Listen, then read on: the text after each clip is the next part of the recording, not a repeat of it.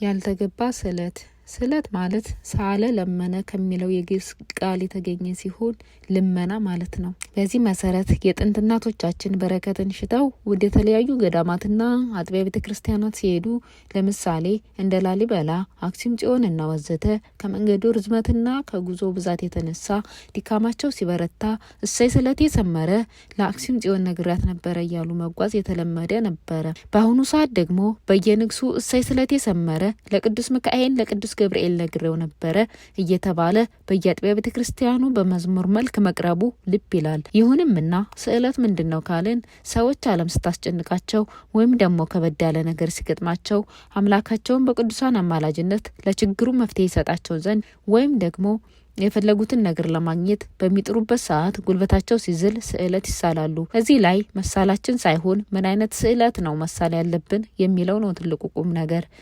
ለምሳሌ በአንድ ገጠራማው አካባቢ ይኖሩ የነበሩ አንድ ሽማግሌ በሬ ጠፋቸውና በሬውን ለመፈለግ ከልጃቸው ጋር በየጥሻው እየተዘዋወሩ ሲፈልጉ ባገኙት አጥቢያ ቤተክርስቲያን ሁሉ ፈጣሪያቸውን እየተማጸኑ ስዕለት ይሳሉ ነበረ። የአባቱን ስዕለት በዝምታ ያደምጥ የነበረው ልጁ በዛለው ጉልበቱ ትንፋሹን ወጥ አድርጎ አባዬ ለምን ወደ ቤታችን አንመለስም? ምክንያቱም በሬው ተገኝቶ ቢሸጥ እንኳን የስዕለቱን ዋጋ ያወጣል የሚል እምነት የለኝም ይላቸዋል።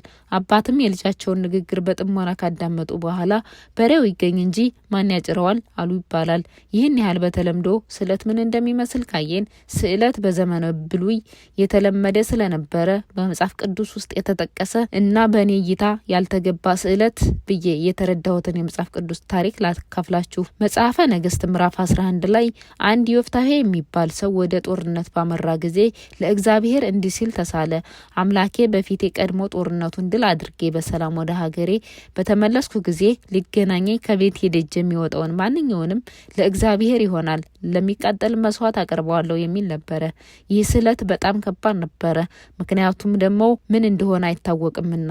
ከቀናትም በኋላ ጦርነቱን በድል አጠናቆ ወደ ሀገሩ ሲመለስ መጀመሪያ ልትገናኘው የመጣችው አልቆ የሚወዳትና ታላቅም ሆነ ታናሽ የሌላት አንድ ልጁ ነበረች። የተሳለውንም ስዕለት ሲያስብ በጣም ከማዘኑና ከመደንገጡ የተነሳ ልጄ ሆይ ጉድ ሰራሽኝ አላት። እርሷም አባቴ ሆይ አፍህን ለእግዚአብሔር ከከፈትክ እግዚአብሔር በጠላቶች ላይ ተበቅሎልሃልና እንደተናገርክ አድርግብኝ አለችው። አባቷንም ይህ ነገር ይደረግልኝ ከዚህ ሄጄ በተራሮች እንድወጣና እንድወርድ ከባልንጀሮቼም ጋር ለድንግልና እንዳለቅስ 2 ወር አሰናብተኝ አለችው። እርሱም ሂጅ አላት። 2 ወርም አሰናበታት። ከባልንጀሮቿ ጋርም ሄደች። በተራሮችም ላይ ለድንግልናዋ አለቀሰች። 2 ወርም ከተፈጸመ በኋላ ወደ አባቷ ተመለሰች።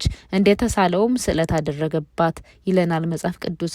እንግዲህ የሚሳሉትን ካለማወቅ አሊያም የዘፈቀደ ስዕለት መሆኑን ያስረዳናል።